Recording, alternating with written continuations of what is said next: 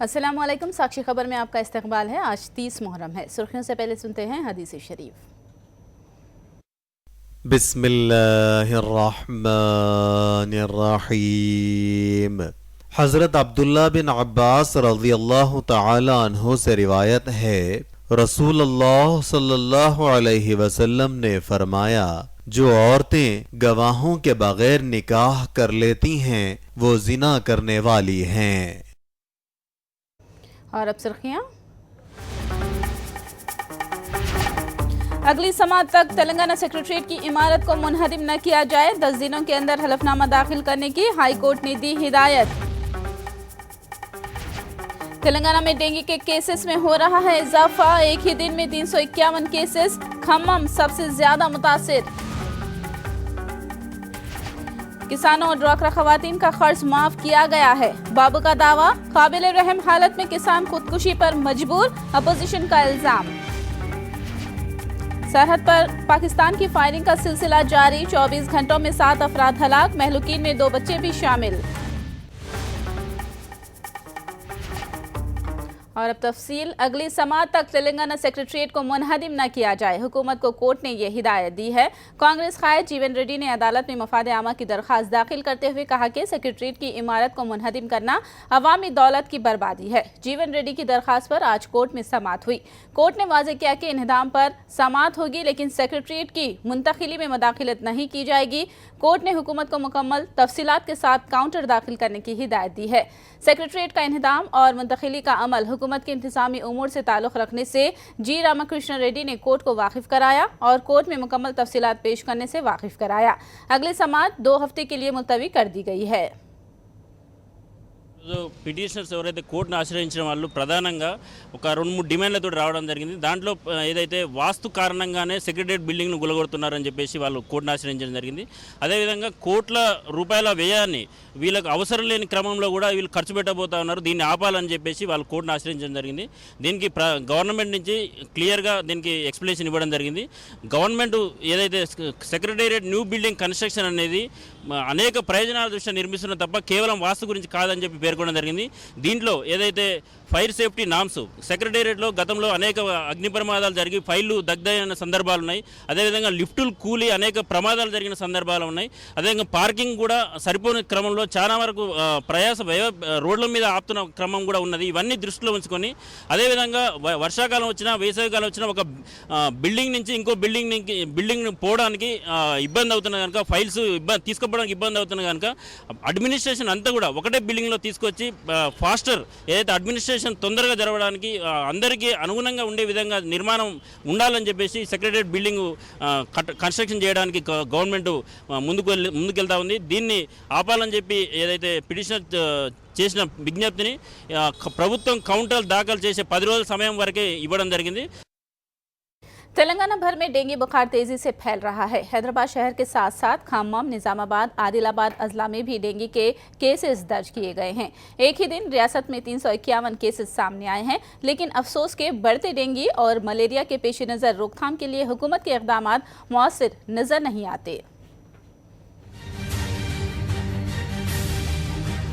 तेलंगाना भर में बढ़ते हुए डेंगू व मलेरिया केसेस ने रियासत में खतरे का अलार्म बजा दिया है। सरकारी महकमे जात के आदाद शुमार के मुताबिक ही इस साल जनवरी से अक्टूबर तक 1983 डेंगू के मामले दर्ज किए गए हैं, जबकि 5 अफराद की हलाकत का दावा किया गया है, लेकिन हकीकत कुछ और ही मालूम होती है। सिर्फ जिले खम्मम में ही 22 हलाकतें होने के बाद तादाद कम बताने पर हुकूमत पर तनकीदें शुरू हो गई हैं।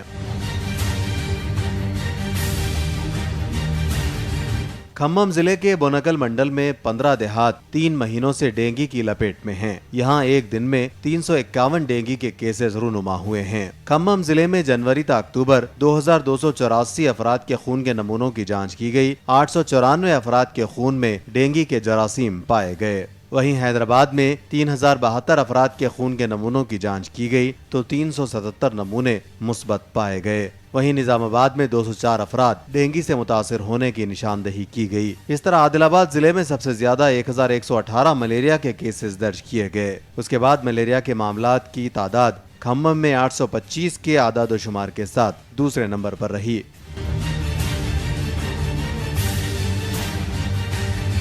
डेंगू से मुतासरा अफराद मुनासिब और वक्त पर इलाज न मिलने से तकालीफ का शिकार हैं। दूसरी जानिब महकमे तिब्बो सेहत अब तक कोई जामे कदम उठाने से कासिर है। तेलंगाना के वजीर सेहत लक्ष्मण रेड्डी ने डेंगू पर पीर को एक आला सतही इजलास तो तलब किया। खम्मम के जिले बनक्कल समेत रावी, नूतला, गोविंदपुरम देहातों को खुसूसी तिब्बी टीमें रवाना करने का फैसला किया। रियासती वजीर ने कहा कि टीमों के साथ साथ सेल काउंट मशीनें भी रवाना की जाएंगी। रियासत भर में फैलते डेंगू और मलेरिया को रोकने के लिए वजारत सेहत की जानिब से मजमूई तौर पर पुख्ता इंतजामात नजर नहीं आते। ब्यूरो रिपोर्ट, साक्षी खबर।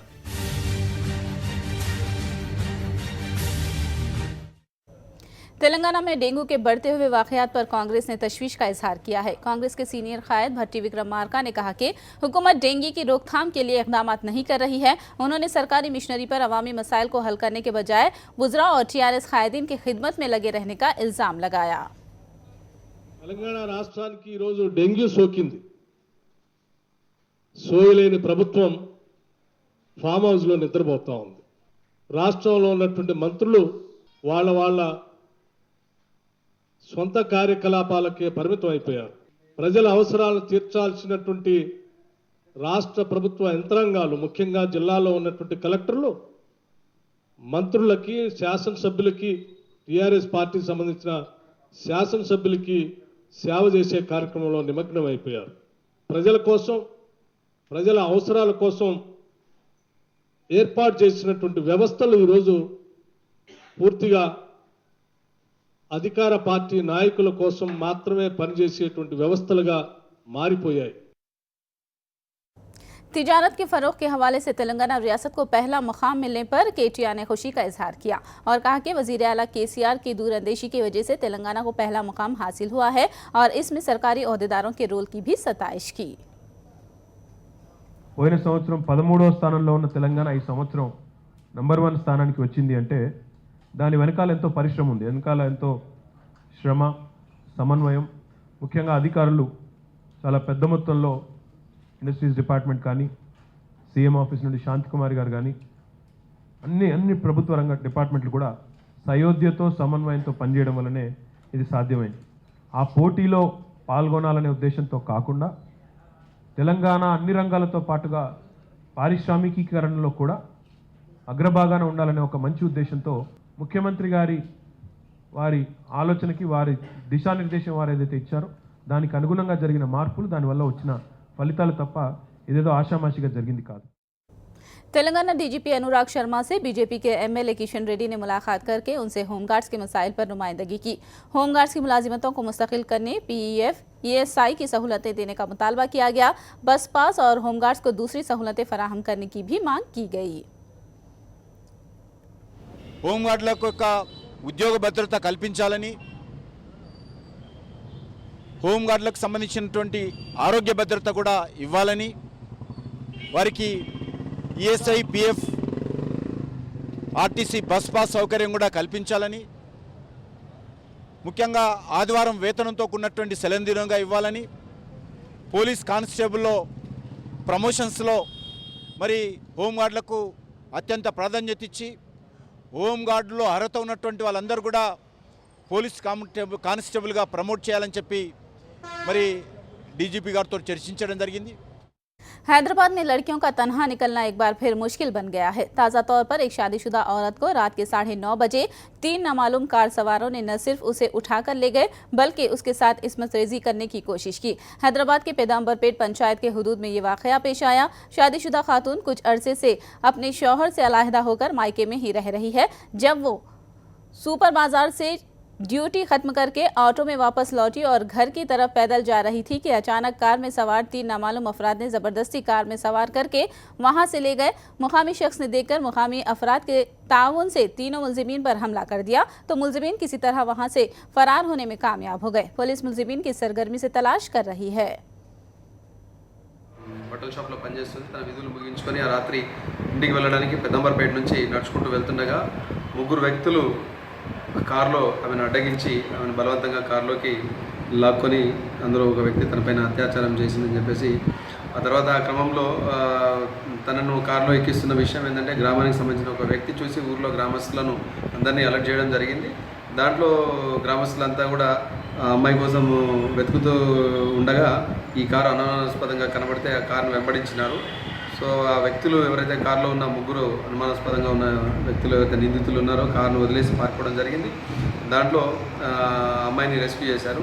సో ఈ విషయంలో మాకు అమ్మాయి ద్వారా కంప్లైంట్ వచ్చింది. దాని మీద వెంటనే మేము సత్వరం డీసీపీ గారు సిపి గారి ఇన్స్ట్రక్షన్స్ మేరకు మొత్తం అన్ని టీమ్స్ ఫామ్ చేసి నిందితుల్ని ప్రస్తుతం అదుపులోకి తీసుకోవడం జరిగింది. ఈ నిందితులను పూర్తి ఇన్వెస్టిగేషన్ స్టేజ్లో ఉంది. వారికి సంబంధించిన పూర్తి వివరాలు కూడా మేము బయటపెడతాము.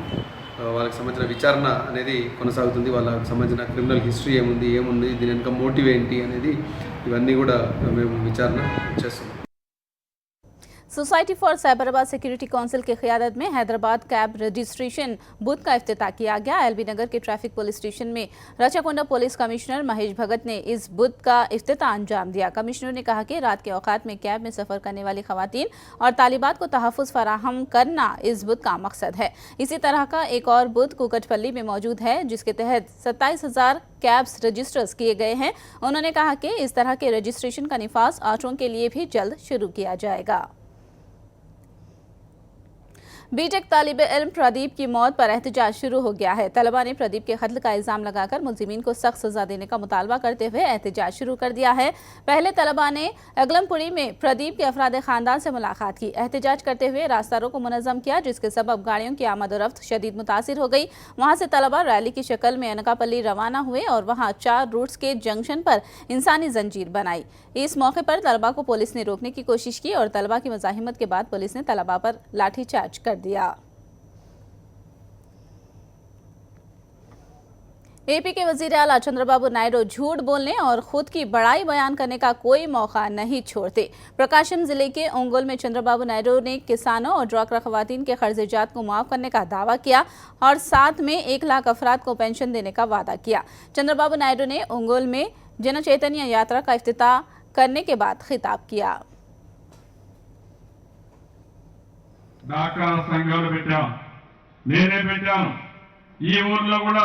చాలా మంది 1250 మంది డ్వాక్రా సంఘాల్లో మెంబర్లుగా ఉన్నారు. నేను ఆరోగ్యించి అప్పులు పాలైతే ఒక్కొక్క మెంబర్కి 10,000 రూపాయలు రుణమాఫీ ఇచ్చాను. అందులో 3,000 మునిపై ఇచ్చాను. అదే మరి వడ్డీ మాఫీ చేశాను. ఈ రోజు మళ్ళీ ఆర్థిక ఇబ్బందులు ఉన్నప్పటికీ మళ్ళా మీ అందరికీ 3,000 రూపాయలు ఇచ్చి అవసరమైతే మీకు ఇబ్బందులుంటే మీ సొంతం కూడా ఖర్చు పెట్టుకోమని ఈ రోజు దానికి కూడా ప్రారంభోత్సవం చేస్తున్నానని కూడా నేను మీకు తెలియజేస్తున్నా. ఇప్పుడు చనిపోయిన వాళ్ళు కూడా ఏదైతే దెయ్యాలు కూడా వచ్చి పెన్షన్లు తీసుకున్న ఆ పరిస్థితి ఇప్పుడు మనుషులు బతుకుంటేనే పింఛన్ వస్తుంది. మీ డబ్బులు సద్వినియోగం అవుతుందని చెప్పి కూడా నేను మీకు తెలియజేస్తున్నా. దెయ్యాలు పింఛన్లు తీసుకునే పరిస్థితి రాష్ట్రంలో లేదు, భవిష్యత్తులో ఉండదని చెప్పి కూడా నేను మీకు తెలియజేసుకుంటున్నా। आंध्र प्रदेश में किसान काबिले रहम हालत में जिंदगी गुजार रहे हैं, लेकिन चंद्रबाबू नायडू हुकूमत को किसानों की परवाह नहीं है। किसानों को कर्ज माफी न करने से वो खुदकुशी करने पर मजबूर हैं। ये इल्जाम वायएसआर कांग्रेस पार्टी के एमएलए विश्वेश्वर रेड्डी ने लगाया है। నిజంగా రుణమాఫీ చంద్రబాబు నాయుడు గారు చేసి ఉంటే, రైతులను రుణ విముక్తులను చేసి ఉంటే ఈరోజు 93% మంది రైతులు ఈరోజు రుణాల ఊబిలో ఎందుకు కూరుకుపోయినారు? ఇదేదో మేము చెప్తే మా పైన ఎదురుదారి చేసేవారు చంద్రబాబు నాయుడు గారు. ప్రతి అసెంబ్లీ సమావేశంలో రుణమాఫీ ఒక ఫార్స్గా తయారైందని చెప్పి మేము చెప్తా ఉంటే మా పైన ఎదురుదారి చేసేవాళ్ళు. ఈరోజు స్వయంగా ప్రభుత్వం ఏర్పాటు చేసినటువంటి నిపుణుల కమిటీనే 93% మంది రైతులు ఈరోజు రుణాల ఊబిలో కూరుకుపోయినారని, ఒక్కొక్కరు సగటు అప్పు 1,23,000 రూపాయలు ఉందనేటువంటిది ఈరోజు స్వయంగా నిపుణుల కమిటీనే చెప్పిన దానికి ప్రభుత్వం ఏం సమాధానం చెప్తుందని చెప్పి నేను అడుగుతా ఉన్నా. ఇంత కరువు వచ్చినా కూడా రైతులకు ఎప్పుడు కూడా రుణాలు రీషెడ్యూల్ చేసిన పాపాన వల్ల రైతుల వడ్డీలు రద్దు చేయాలనేటువంటి ఆలోచన చంద్రబాబు నాయుడు గారికి రాలా. ఈరోజు రాష్ట్రంలో కౌలు రైతుల పరిస్థితి ఎంత దుర్భరంగా ఉందో, దాదాపు 20 లక్షల మందికి పైగా ఉన్నటువంటి కౌలు రైతులు ఈరోజు ఆత్మహత్యలకు పాల్పడుతూ ఉన్నారు. ఈరోజు అత్యంత దారుణమైనటువంటి పరిస్థితి ఉంది. వందల సంఖ్యలో రైతులు ఆత్మహత్యలు చేసుకున్నారు. రాష్ట్రంలోనే దాదాపు 500 మంది రైతులు ఆత్మహత్యలు చేసుకున్నారు. ఈ రైతుల ఆత్మహత్యలకు సంబంధించి కూడా ఈరోజు కనీసం నష్టపరిహారం వాళ్ళకు అందించాలా పరిహారం అనేటువంటిది కూడా ఈ ప్రభుత్వం ఆలోచించడం లేదు. ప్రభుత్వం ఎంతసేపున ఈ 2.5 సంవత్సరాల కాలంలో ఎప్పుడు అమరావతి గురించి జపము, ప్రపంచ స్థాయి రాజధాని నిర్మిస్తామనేటువంటి బడాయి మాటలు, అదేవిధంగా ఏ విధంగా కోట్లు దండుకోవాలా, ఏ విధంగా వచ్చే ఎన్నికల్లో వీటి ఆధారంగా గెలవాలనేటువంటి ఆలోచన తప్ప రాష్ట్రంలో రైతుల సమస్యలు పరిష్కారం చేసి, గ్రామీణ ప్రాంతాల సంక్షోభాన్ని పరిష్కారం చేసి, ప్రజల మొహాల్లో నవ్వు చూడాలనేటువంటి ఆలోచన ఈ ప్రభుత్వానికి ఏ కోసైనా కూడా లేదు. कापू को रिजर्वेशन फराहम करने का चंद्रबाबू नायडू का कोई मंसूबा नहीं है। कांग्रेस के सीनियर कायद सी रामचंद्रैया ने ये बात कही। ऐसी सूरत हाल में कापू रिजर्वेशन हासिल करने के लिए एहतजाज को शदीद करने की जरूरत पर उन्होंने जोर दिया, जिसके लिए कापू तंजीमों को तैयार रहने का कांग्रेस कायद ने मशवरा दिया। एपी कांग्रेस की क़ियादत में विजयवाड़ा में कापुओं की इज्जत नफ्स से मुतालिक इजलास मुनाकिद हुआ। మీరు ఏదో ఎక్కువగా ఆశ పెట్టుకొని వస్తాదనేటువంటిది లేదు. మనం ముందుగానే మెంటల్ గా ప్రిపేర్ అయిపోతున్నాం. ఇది అతను ఇచ్చే పరిస్థితి లేదు. లాస్ట్ లో ఏం చేస్తున్నారంటే ఏదో ఒక రిపోర్ట్ సబ్మిట్ చేయమంటారు. చంద్రబాబు నాయుడు ఏమి చెప్తే అదే రిపోర్ట్. మేమేమో డాక్యుమెంట్స్ అన్ని పక్కాగా తయారు చేసి అన్ని సబ్మిట్ చేస్తున్నాం ప్రతి జిల్లాలో, కానీ అవేం పనిచేయవు. చంద్రబాబు నాయుడు ఏం చెప్తే అదే ఉంటుంది ఆడ కంక్లూజన్. చంద్రబాబు నాయుడు నెగటివ్ గా చెప్తాడు. ఒకవేళ అతనికి ఇంకొక అవకాశం వస్తే రిపోర్ట్ సబ్మిట్ చేయకుండా ఎక్స్టెన్షన్ టైం ఇస్తాడు నెక్స్ట్ ఎలక్షన్స్ తర్వాత. ఈ 2 తర్జనలు భర్జనలు జరుగుతున్నాయి వాళ్ళ మైండ్స్ లో. వాళ్ళ చర్చ కూడా చేసుకుంటున్నారు. కానీ रापताडू में नगेश चौधरी ओबलेश तनाजे पर ड्रामा जारी है। रियासती वजीर परिटाला सुनीता के हामी नगेश चौधरी को स्टेशन जमानत देने की पुलिस तैयारी कर रही है। ओबलेश पर हमले का सबब बनने वाले नगेश चौधरी पर सेक्शन 324 और 341 के तहत पुलिस ने मुकदमा दर्ज किया है। ओबलेश का अभी तक कोई पता नहीं चल पाया है। वाकया मंजर-ए-आम पर आने के बाद अनंतपुर के खानगी अस्पताल में इलाज कराने वाला ओबलेश अचानक लापता हो गया। 5 रोज से इसका पता नहीं चल पाया है। पुलिस की निगरानी में खुफिया तौर पर ओबलेश का इलाज किए जाने के शुबहात जाहिर किए जा रहे हैं। शहरी हुकूक तंजीम व वकील हरिनाथ रेड्डी ने इल्जाम लगाया कि रियासती वजीर परिटाला सुनीता के दबाव की वजह से केस रफा दफा करने की कोशिश की जा रही है। हरिनाथ रेड्डी ने पुलिस से सवाल किया कि नगेश चौधरी पर अगवा और कत्ल का केस क्यों दर्ज नहीं किया गया है। ఇష్టానుసారంగా వ్యవహరించడం, చట్ట పరిధిలో కాకుండా వ్యవహరిస్తున్నారు కాబట్టి ఇవాళ వాళ్ళ రాజకీయ నాయకులకు అడుగులు మడుగులు వస్తున్నారు కాబట్టి చాలా అన్యాయం జరిగిపోతూ ఉంది. ఇవాళ ఓబులేస్ పైన అంత దాడి జరిగినప్పటికీ ఓబులేస్ పైన ఎటువంటి కనీసం ఎక్కడ ఉన్నాడో కూడా తెలియదు ఇప్పటి వరకు కూడా. కనీసం వాళ్ళ తల్లిదండ్రులను భయభ్రాంతులకు గురి చేసినారు. మరి ఇవాళ స్టేషన్లో అతను ఉన్నప్పటికీ అతనిపైన 307 పెట్టలేదు అంటే ఎందుకు ఉద్దేశం అంటే 324 పెడితే అది బెయిలబుల్ సెక్షన్ కాబట్టి 307 అయితే నాన్ బెయిలబుల్ అవుతుంది కాబట్టి 324 పెట్టడం స్టేషన్ బెయిల్ ఇవ్వడం కోసమే ఇవాళ ఆ విధంగా నమోదు చేశారు.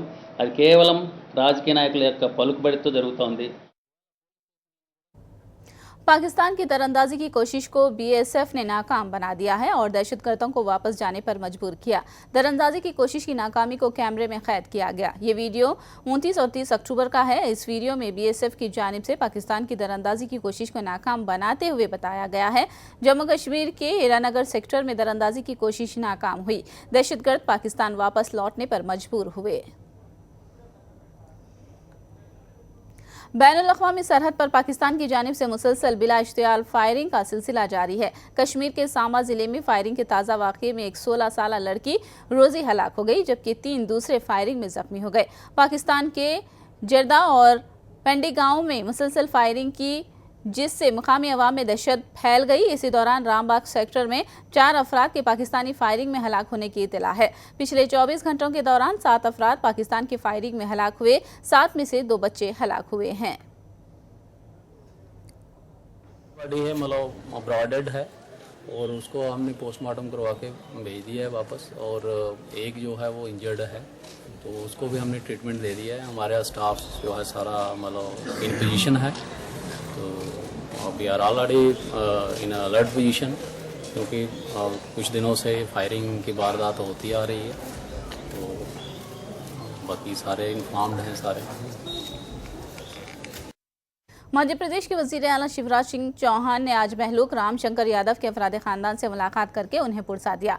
रामशंकर यादव कल भोपाल जेल में सिमी कारकुनों के हमले में हलाक हुए थे। शिवराज सिंह ने सिमी कारकुनों के इनकाउंटर पर उंगलियां उठाने पर एतराज किया और अपोजिशन कायदीन को वोट बैंक की सियासत से गुरेज करने का मशवरा दिया।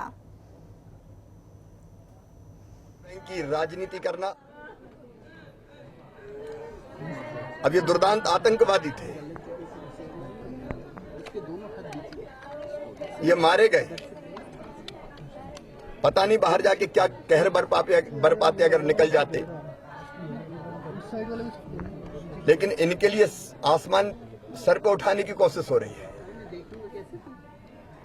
और शहीदों की शहादत के बारे में दो शब्द नहीं बोले गए। लानत है ऐसी राजनीति पर और लानत है ऐसे नेताओं पर भी। दिग्विजय सिंह ने सिमी कारकुनों की जेल से फरारी के वाक़े की अदालती तहकीकात की मांग की है। उन्होंने कहा कि इनकाउंटर की तहकीकात NIA करती है तो जेल से फरारी के वाक़े की तहकीकात पुलिस को नहीं बल्कि अदालत के जरिए होनी चाहिए। उन्होंने मजहबी शिद्दत पसंदी और मजहब की बुनियाद पर होने वाली सियासत पर भी तनकीद की। बजरंग दल से जैसे अन्य अतिवादी हिंदू संगठन ये सिमी के लोगों से मिलकर दंगे फसाद कराते थे, इसके प्रमाण मेरे पास थे। उन प्रमाणों के आधार पर NDA ने सिमी पर प्रतिबंध लगाया। तो मेरा कोई सिमी से ना प्रेम है ना बजरंग दल से प्रेम है। मेरा विरोध उन सभी के खिलाफ है जो धर्म के नाम पर उन्माद फैलाकर राजनीति करते हैं। उसमें ओवैसी जी भी शामिल हैं। आप अभी 8 लड़के निकले, इकट्ठे चलते रहे। तो ये सब बातें जिस प्रकार के वीडियो आ रहे हैं उसमें लगता है कहीं ना कहीं गड़बड़ है। और गड़बड़ जो अगर है तो जांच होनी चाहिए। अब वो कह रहे हैं कि पुलिस की जांच पुलिस ही करेगी, NIA करे, ठीक बात है, लेकिन NIA जांच एनकाउंटर की करे। जेल से कैसे भागी इसकी जांच वो क्यों करेगी NIA? CPI ने भी सिमी कारकुनों की जेल से फरारी और इनकाउंटर की सुप्रीम कोर्ट की निगरानी में अदालती तहकीकात कराने की मांग की है। CPI के रुकन राज्यसभा D राजा ने BJP और RSS पर दहशतगर्दी के नाम पर सियासत करने का इल्जाम लगाया। CPI and other parties have demanded there should be a high-level judicial probe. Some people have gone to the extent of saying it should be monitored by Supreme Court. There is also a point in. Support that Supreme Court. I have said high-level judicial probe. It can. It means that also. What you're demanding is that apparently being termed to politicize the entire case, and none other than BJP and the MP Chief Minister Shivraj Singh Chauhan is coming to say that there should be no politics on terror. No, there is no politics on terror. But who is doing politics on terror? It is BJP. It is RSS. They are doing politics on terror. आखिर में सुर्खियां एक बार फिर। अगली समाअत तक Telangana secretariat की इमारत को मुनहदिम न किया जाए, 10 दिनों के अंदर हलफनामा दाखिल करने की हाईकोर्ट ने दी हिदायत। तेलंगाना में डेंगू के केसेस में हो रहा है इजाफा, एक ही दिन में 351 केसेस, खम्मम सबसे ज्यादा मुतासिर। किसानों और ड्वाक्रा खवातीन का कर्ज माफ किया गया है, बाबू का दावा। काबिल रहम हालत में किसान खुदकुशी पर मजबूर, अपोजिशन का इल्जाम। सरहद पर पाकिस्तान की फायरिंग का सिलसिला जारी, 24 घंटों में 7 अफराद हलाक, महलूकीन में 2 बच्चे भी शामिल।